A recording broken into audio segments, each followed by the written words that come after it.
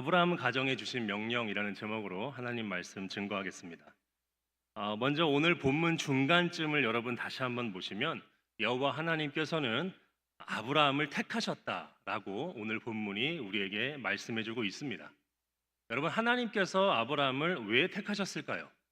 그 이유가 무엇일까요? 아브라함이 좀 잘생겨서 택하셨을까요? 아니면 아브라함의 집안과 아브라함의 학벌이 좋으니까 택하셨을까요? 아니면 아브라함에게 하나님이 좀 써먹기 좋은 그러한 능력이 많아서 택하셨을까요? 아니면 아브라함이 좀 가엾고 불쌍해서 택하셨을까? 또는 아브라함의 성격이 원만해서 택하셨을까요? 여러분 다 아시다시피 이런 이유 때문에 하나님께서는 아브라함을 택하지 않으셨을 것입니다. 하나님께서는 겉으로 드러난 모습으로 사람을 평가하셔서 받아들이시는 분이 아니시기 때문입니다. 로마서 2장 11절 말씀에 보면 하나님께서는 사람을 외모로 취하지 아니하신다고 하는데 이것은 겉으로 드러난 모습을 보고서 편애하지 않는다는 말씀입니다. 우리는 하나님께서 아브라함을 왜 택하셨는지 구체적으로 알지 못합니다. 하나님께서 누군가를 택하시는 것은 성경에 보면 전적으로 그 이유가 하나님의 주권에 달려 있기 때문입니다. 신명기 7장 6절부터 7절 말씀에 보면 하나님께서 이스라엘 백성들을 택하신 그 이유가 나오는데 그 이유가 무엇입니까? 대단해서가 아니에요. 오직 하나님의 주권적 택하심 때문이라고 말씀하고 있습니다. 로마서 9장 16절도 마찬가지입니다. 로마서 9장 16절 말씀도 하나님의 택하심은 인간이 원하고 노력한다고 해서 얻어지는 것이 아니라 오직 긍휼히 여기시는 하나님의 주권에 따른다라고 말씀하고 있습니다. 그러므로 하나님께서 아브라함을 택하심에 대한 원인은 아브라함에게 있는 것이 아니라 하나님께 있는 것입니다. 하나님께서 주권적으로 그 기쁘신 뜻대로 아브라함과 그의 가정을 택하신 것입니다. 여러분, 그런데 오늘 본문을 가만히 들여다보시면 아브라함을 택하신 이유는 기록되어 있지 않지만 아브라함을 부르신 목적은 기록이 되어 있습니다. 우리 창세기 18장 19절 말씀을 우리 화면을 보시면서 다시 한 번만 읽어보도록 하겠습니다. 시작. 내가 그를 택하였나니 이는 나 여호와가 아브라함에게 대하여 말한 일을 이루려 함이니라. 여호와 하나님께서 아브라함을 택하신 이유는 기록이 되어 있지 않지만 여호와 하나님께서 아브라함을 택하신 그 궁극적인 목표는 기록이 되어 있습니다. 그 목표가 무엇입니까? 여호와 하나님께서 아브라함에게 대하여 말했던 그 일을 이루기 위해서 하나님께서는 아브라함을 택하신 것입니다. 여러분, 그렇다면 여호와 하나님께서 아브라함에게 말했던 그 일은 무엇일까요? 그게 바로 창세기 12장 1절부터 3절 말씀에 기록이 되어 있습니다. 하나님께서 아브라함을 처음 부르셨을 때 하셨던 말씀이죠. 길기 때문에 이거를 다 읽지는 않겠지만 하나님께서는 아브라함에게 세 가지를 말씀하셨습니다. 한번 따라합니다. 첫 번째는 땅입니다. 땅. 두 번째는 큰 민족. 세 번째는 하나님과의 특별한 언약 관계. 이 세 가지를 말씀하셨어요. 이게 여러분 그런데 무슨 뜻일까요? 아브라함을 땅 부자 만들어 주신다는 걸까요? 너가 나만 잘 믿고 따라오면 내가 너한테 땅 부자 되는 비결을 알려줄게. 뭐 이런 이유일까요? 아니면 아브라함의 자자손손이 복받고 잘되게 해줄 테니까 나만 잘 믿고 따라와. 뭐 이런 걸까요? 그렇지 않습니다. 창세기 12장 1절부터 3절에서 하나님께서 아브라함에게 말씀하셨던 이 땅과 큰 민족과 하나님의 특별한 언약 관계를 우리가 분명히 이해하려면 두 가지를 잘 이해해야 돼요.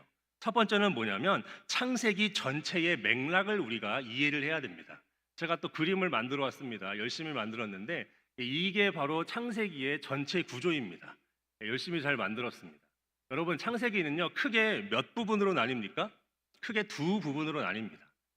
전반부는요 1장부터 11장까지인데요 이게 원역사입니다. 인류와 모든 우주 만물의 원래 역사에 대해서 기록을 하고 있고요. 그리고 후반부는 12장부터 50장까지에 나오는 족장사입니다. 여기에서 아브라함과 이삭과 그리고 야곱의 이야기, 요셉의 이야기가 등장하죠. 그리고 아브라함을 부르신 이야기는 이 족장사의 제일 첫 부분에 기록이 되어 있는 걸 우리가 알 수 있습니다. 그래서 이 족장사의 첫 이야기에서 아브라함을 부르신 이야기는 앞에 원역사의 이야기를 우리가 분명히 이해해야지만 아브라함을 부르신 그 의미와 목적을 분명히 알 수 있죠. 우리 원역사의 그림을 좀 보시면은요, 첫 번째 창세기 1장, 2장에는요 인트로덕션이에요. 창조에 대해서 말하고 있습니다. 그리고 3장부터 11장인데요. 여러분 3장에는 어떤 이야기가 나와 있죠? 선악과를 따먹고 죄 짓는 이야기가 나옵니다. 그리고 11장에는 어떤 이야기가 나와 있어요? 바벨탑 사건이 나와 있습니다. 둘 다 죄의 이야기입니다. 그러니까 원역사에서 1장과 2장의 인트로덕션을 빼고 나면은요 3장부터 11장까지가 알맹이 내용인데 그 알맹이 내용이 어떤 이야기로 둘러싸여 있습니까? 죄의 이야기로 둘러싸여 있는 거예요. 그렇다면은요 이 3장과 11장에 나와 있는 이 죄는요 어떤 성격의 죄일까요? 이 죄의 근본적인 성격을 알아야 됩니다. 먼저 창세기 3장에 나와 있는 죄는요 여러분 단순히 하나님께서 먹지 말라고 한 나무의 열매를 따먹은 불순종의 죄만이 아닙니다. 창세기 3장 4절부터 5절 말씀에 보면 뱀이 하와를 유혹할 때 어떻게 유혹합니까? 우리 노란색만 같이 한번 읽어볼까요? 시작.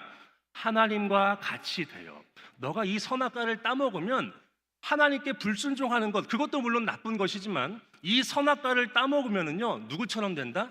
하나님처럼 된다는 거예요.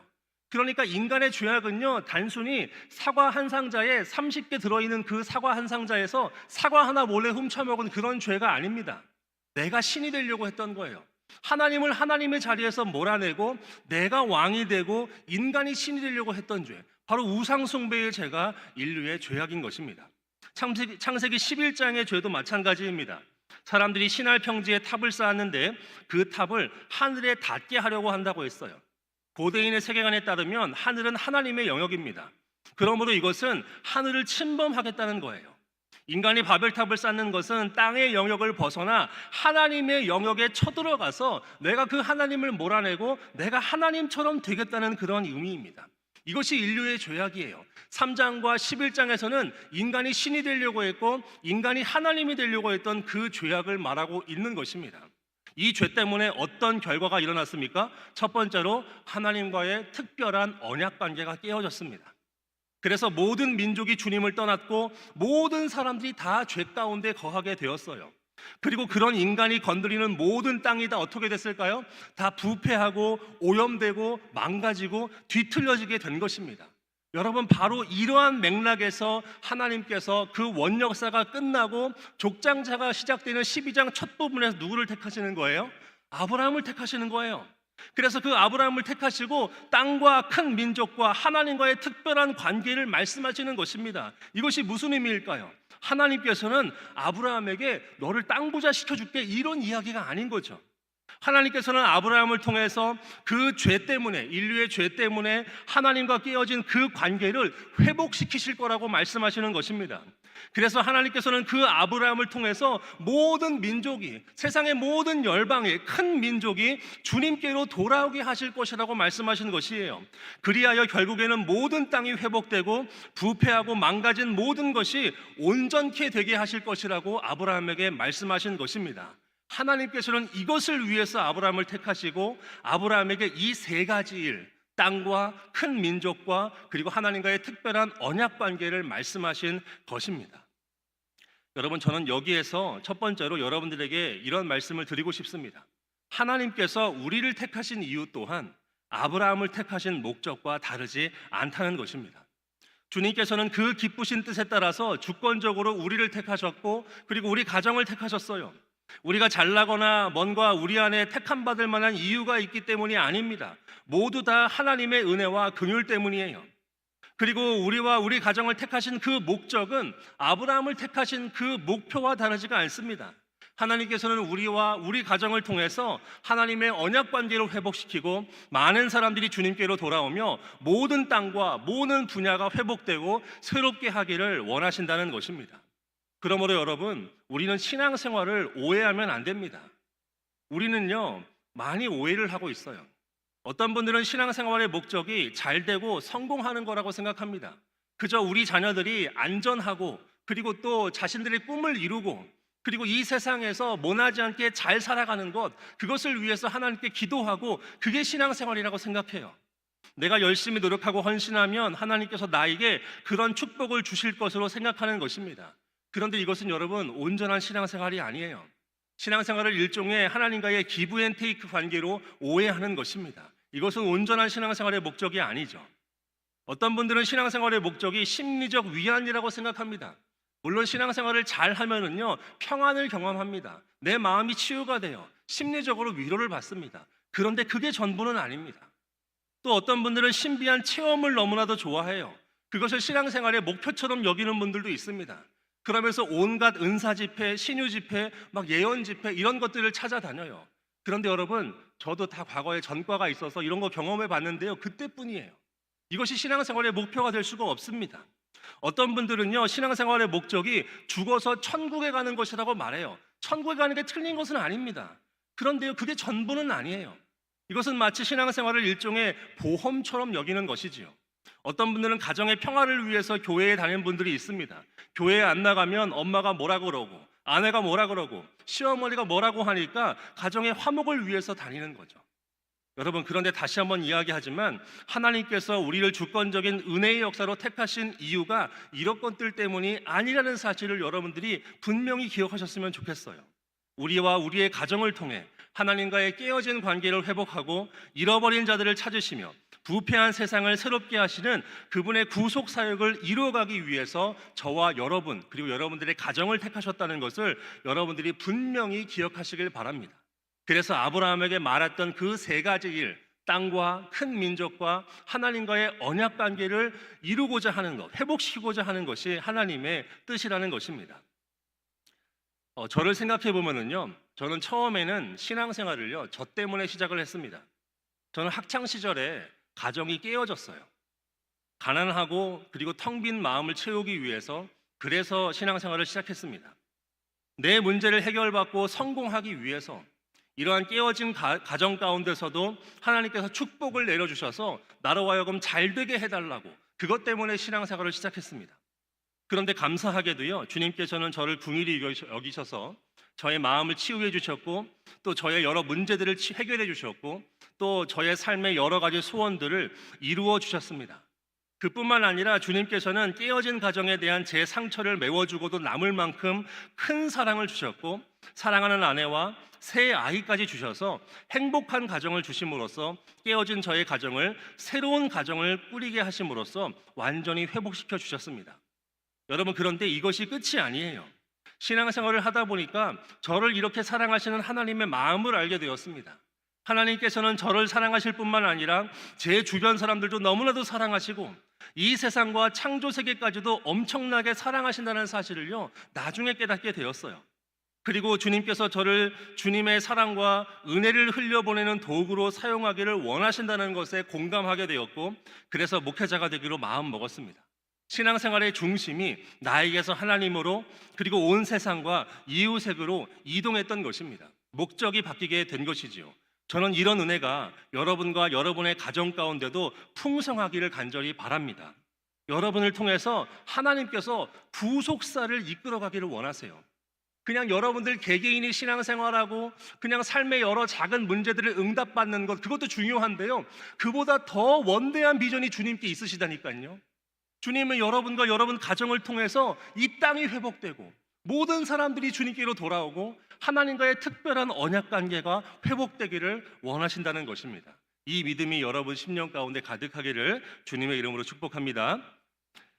지금까지 이제 우리는 본문을 통해서 하나님께서 아브라함을 택하신 것과 그를 택하신 목적에 대해서 살펴보았습니다. 그런데 본문에는요, 하나님께서 아브라함을 통해서 그 목적, 그 세 가지 일을 이루실 때에 어떤 방법으로 이루시는지가 기록이 되어 있습니다. 우리 창세기 18장 19절을 한 번만 더 여러분이 좀 읽도록 하겠습니다. 시작. 내가 그로 그 자식과 권속에게 명하여 여호와의 도를 지켜 의와 공도를 행하게 하려고 그를 택하였나니 이는 나 여호와가 아브라함에게 대하여 말한 일을 이루려 함이니라. 아멘. 하나님께서 아브라함을 택하시고 그 목적을 이루시려고 하시는데 그 목적을 이루실 때 어떤 방법으로 이루신다고 기록이 되어 있습니까? 여호와의 도를 지켜 의와 공도를 행하는 것입니다.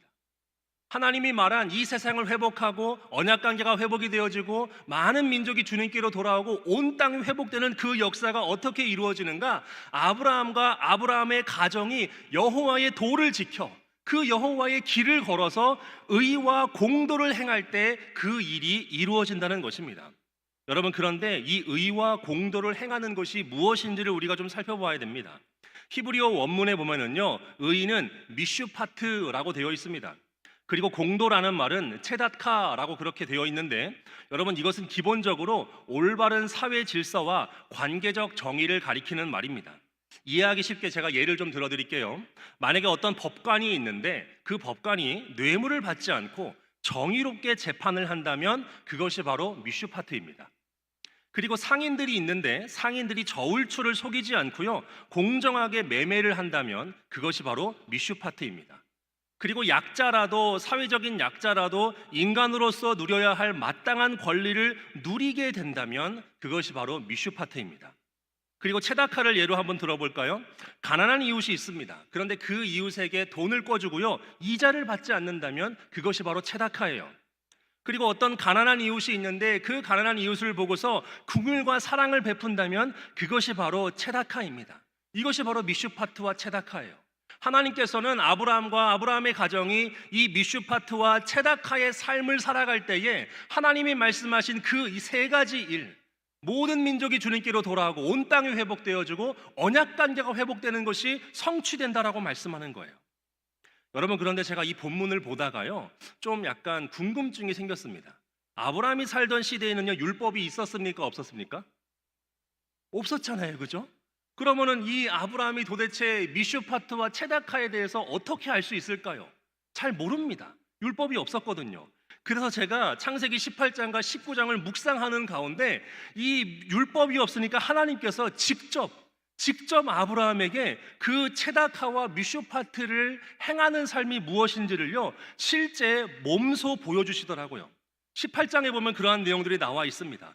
하나님께서 몸소 보여주시는 그 미슈파트와 체다카의 삶이 무엇이냐면, 첫 번째로 창세기 18장 20절과 21절 말씀에 보면은요, 여호와께서는 소돔과 고모라에 대한 뭐를 들었다고 나와 있어요? 부르짖음을 들었대요. 이 부르짖음에 대한 반응으로서 하나님이 어떻게 하십니까? 이 땅에 내려오시겠다는 거예요. 이 부르짖음이라는 단어가 어떤 단어와 같은 표현이냐면, 우리 출애굽기 2장 23절 말씀을 한번 같이 읽어봅니다. 시작. 여러 해 후에 애굽 왕은 죽었고 이스라엘 자손은 고된 노동으로 말미암아 탄식하며 부르짖으니 그 고된 노동으로 말미암아 부르짖는 소리가 하나님께 상달된지라. 그러니까 이스라엘 백성들이 애굽에서 노예로 살아가면서 정말 그 애굽 사람들의 채찍과 갖은 억압과 고통을 당했을 때 여호와 하나님께 부르짖었거든요. 그 부르짖음이에요. 그러니까 이 소돔과 고모라의 부르짖음은 무엇입니까? 소돔과 고모라에 있는 모든 그런 죄악들과 부패함들과 불의와 불공정 때문에 그곳에 있는 소수의 의인들이 고통당하는 거예요. 그래서 그 고통 때문에 하나님 앞에 부르짖고 있는 거예요. 그런데 하나님은 그 부르짖음을 귀 기울여 들으신다는 것입니다. 그런 부르짖음을 무시하는 것이 아니에요. 그 정말 죄악된 고통 때문에 부르짖는 그 소리를 들으시고 이 땅에 내려오시는 거예요. 이게 하나님의 미슈파트와 체다카를 행하는 모습입니다. 그리고서 어떻게 행하십니까? 창세기 19장 13절 말씀에 보니까 그들에 대한 부르짖음이 여호와 앞에 크므로 여호와께서 이곳을 멸하시려고 우리를 보내셨나니 우리가 멸하리라. 그 정말 부르짖음, 고통 가운데 부르짖는 그 부르짖음을 듣고 내려가서 악인들을 벌하시고 죄인들을 심판하시는 그 하나님의 모습, 이것이 바로 미슈파트와 체다카의 모습인 거예요. 이 모습을 보고서 아브라함은요, 이런 하나님을 따라서 동일하게 의와 공도를 행하는 삶을 행합니다. 그런데 이 아브라함에게는요, 이 의와 공도를 행하고 미슈파트와 체다카를 행하는 그 모습이 하나님이란 조금 다른 모습으로 나타나요. 그게 바로 창세기 18장 23절부터 25절에 나와 있는 내용입니다. 아브라함이 지금 뭐 하고 있죠? 하나님 앞에서 기도하고 있습니다. 기도하는 모습으로 나타나는 거예요. 그러니까 아브라함은요, 지금 하나님을 대면해서 소돔과 고모라를 구원해 달라고 간절히 기도하고 있는 것입니다. 하나님을 만류하면서 그곳의 의인을 함께 멸하지 말아 달라고 기도하고 있는 것입니다. 그곳과 그곳 사람들을 용서해 달라고 기도하시는 거예요. 마치 아브라함은 예수님과 십자가에 달렸었던 예수님과 그리고 돌에 맞아 죽어갔던 그 스데반의 고백처럼 저들을 사하여 달라고 지금 하나님께 기도하고 있는 거예요. 이것이 아브라함이 의와 공도를 행한 방식입니다. 아브라함도 동일하게 그 부르짖음에 반응하면서 그들을 구원해달라고 정말 하나님 바짓가랑이를 붙잡고 간절히 기도하는 모습이에요. 저는 이 말씀을 토대로 여러분들에게 두 가지 적용하고 오늘 말씀을 맺도록 하겠습니다. 여러분, 첫 번째로요, 여러분들도 부르짖음에 반응하는 삶을 사셔야 하는 것입니다. 여러분, 신앙생활이란 무엇일까요? 신앙생활은요, 막연히 착하게 사는 것이 아니에요. 신앙생활은 하나님의 명령에 기계적으로 순종하는 것도 아닙니다. 신앙생활이란 주님의 마음으로 우리의 주변에서 들려오는 그 부르짖음에 응답하는 삶을 사는 것입니다. 여러분, 그러려면 어떻게 해야 될까요? 먼저 어떻게 해야 되죠? 들어야 돼요, 여러분. 여러분, 오늘날의 부르짖음이 무엇인지를 여러분들이 들으실 수 있어야 됩니다. 오늘날 우리의 이웃의 아픔이 무엇인지, 오늘날 사회의 아픔이 무엇인지, 오늘날 우리 자녀들의 아픔이 무엇인지, 우리의 남편과 아내의 아픔이 무엇인지, 그리고 사회적 약자들과 고통당하는 자들의 그 부르짖음이 무엇인지를 우리가 먼저 들어야 한다는 것입니다. 그 부르짖음을 듣고 반응하는 삶, 그래서 우리의 발걸음을 옮기고 행동하는 삶이 오늘 주님께서 본문을 통해 우리에게 보여주시는 주님의 길을 걸으며 의와 공도, 미슈파트와 체다카를 행하는 삶이라는 것입니다. 이것이 바로 신앙생활이에요. 여러분, 오늘날 우리 주변에는 어떤 부르짖음이 있는지를 돌아보시길 바랍니다. 저는 요즘에 저희 믿음교구에 속해 계신 실버 어르신분들을 한 분 한 분 찾아뵙고 있습니다. 그래서 저는 이전 교회에서는요, 이렇게 어르신들을 한 번도 신방해 본 적이 없어요. 실버 어르신은 전에 교회에서도 전도사님이 주로 이제 담당을 했습니다. 그런데 제가 정말 이 실버 어르신들 한 분 한 분을 찾아뵈면서 정말 많은 도전을 받고 정말 많은 회개를 합니다. 어떤 분이 이런 말씀을 하시더라고요. 내가 여기 있는지 거의 몰라요. 병원 가는 거 외에는 아무 데도 갈 데가 없어요. 여러분, 이 말씀을 듣는데 가슴이 아프지 않으십니까? 그러면서 저는요, 이 말이 부르짖음으로 들리더라고요. 오늘날 많은 어르신들이 관계의 단절 속에 또 외로움에 갇혀 살아가고 계십니다. 자녀들도 잘 찾아오지 않는데요. 이분들은 여러분, 교우들도 없어요. 한 할머니는 경로당에 가서 전도를 했는데 교회에 가기 싫어서 안 가는 것이 아니라 갈 수 없어서 못 간다고 대답하신 분들이 많다고 합니다. 여러분, 이것은 교회만의 문제가 아닐 것 같아요. 이거는 사회적으로 해결돼야 될 문제입니다. 그런데 여러분, 이분들이 원하는 것은요, 큰 도움이 아니에요. 한 번의 전화입니다. 한 번의 방문이에요. 그리고 한 번의 인사이고요, 한 번의 미소예요. 저는 우리 교회도 이 부르짖음에 응답하는 공동체가 되기를 간절히 바랍니다. 혹시 여러분들 중에 노부모님이 계신 분들은 가정의 달을 맞이하여 한 번 더 부모님을 살펴드리시기를 권면합니다. 그리고 여러분들 그 구역에서도요, 이전에 같이 구역 예배 드리신 분들인데 이제 실버가 되신 분들도 있잖아요. 그런 분들에게도요, 한 번 더 꼭 한번 연락드리고 인사 한번 하는 우리가 되었으면 참 좋겠습니다. 그리고 저는 오늘날 젊은이들의 부르짖음도 들어야 한다고 생각해요. 제가 사역하면서 젊은이들이 이런 말을 하는 것을 들었어요. 기독교는 비합리적인 종교야, 대부분이 가스라이팅이고 도무지 상식적으로 그리고 합리적으로 이해가 안 되는 말투성이야. 이런 말을 제가 직접 들은 적이 있습니다. 여러분, 이런 말을 들으면 어떤 분은요, 믿음이 없어서 그런다고 하면서 이러한 청년들, 젊은이들을요, 막 혼내야 된다고 이야기를 하시기도 해요. 그런데 저는 이 말이 부르짖음으로 들리더라고요. 그동안 교회는 많은 설명을 해주지 않았습니다. 질문을 잘 받지도 않았어요. 그냥 답정너 방식으로 믿기만 하라고 했고 무조건 순종과 헌신을 강요하는 때가 많았습니다. 어떨 때는 이성적이지 못하기도 했고 상식에 어긋나는 모습도 많아 보였어요. 저는 이런 젊은이들의 부르짖음에 우리가 반응해야 한다고 생각을 합니다. 정직한 질문을 받고 합리적으로 이해할 수 있는 설명을 함께 찾으며 설득과 공감을 추구해야 한다고 생각을 합니다. 이전 세대가 다음 세대에게 공감하며 그들의 언어로 그들에게 맞게 신앙을 전수해 주어야 한다고 생각합니다. 그냥 주일학교에서 알아서 잘할 걸로 생각하면서 그냥 거기에다가 맡겨놓고 끝이 아니에요. 자녀들과 함께 테이블에 앉으시기를 바랍니다.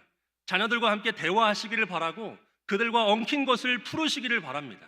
그들에게 설명해 주시고 이해시켜 주시길 바랍니다. 그러한 우리 부모님들이 되시기를 주님의 이름으로 축복합니다. 이 외에도 오늘날 다양한 부르짖음들이 있겠죠.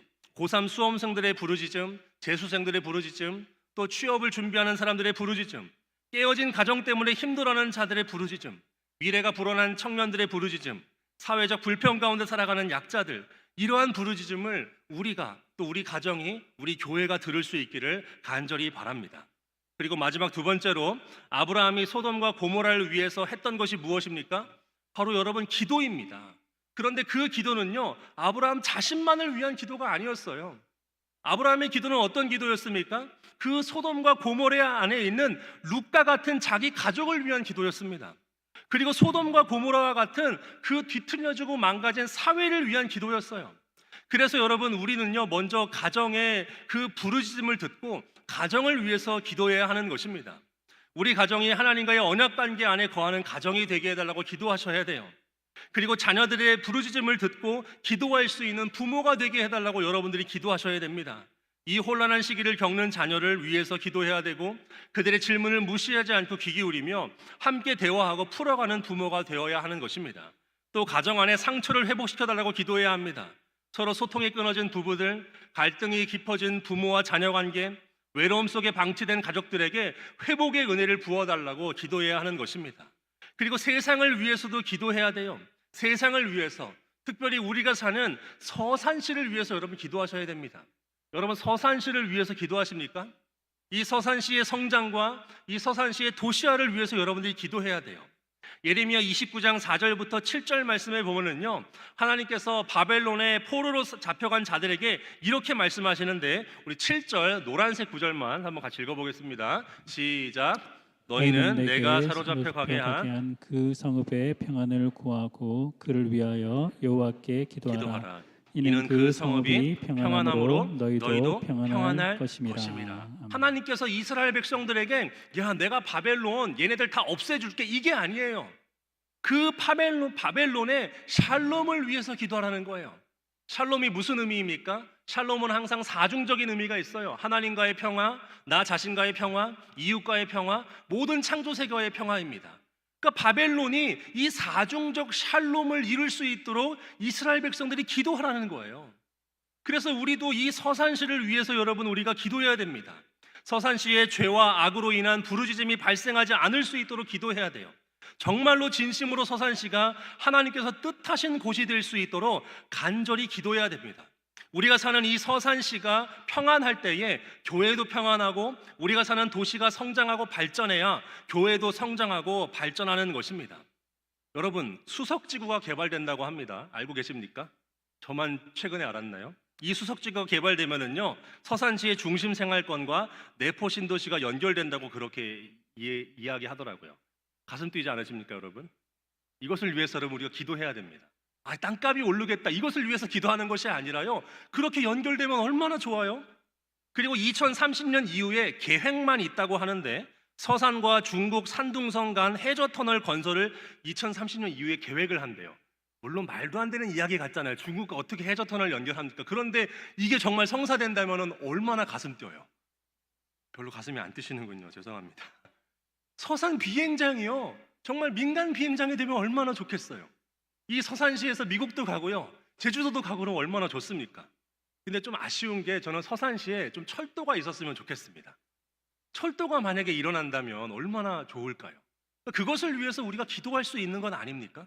서산시에 철도가 들어오고 공항도 생기게 되고 수석지구도 개발돼서 내포 신도시랑 또 연결이 돼갖고 거기서부터 신도시가 쫙 생기게 된다면요, 18만이 아니라 인구가 20만, 30만이 되고 교회도 부흥하고 너무 좋을 것 같아요.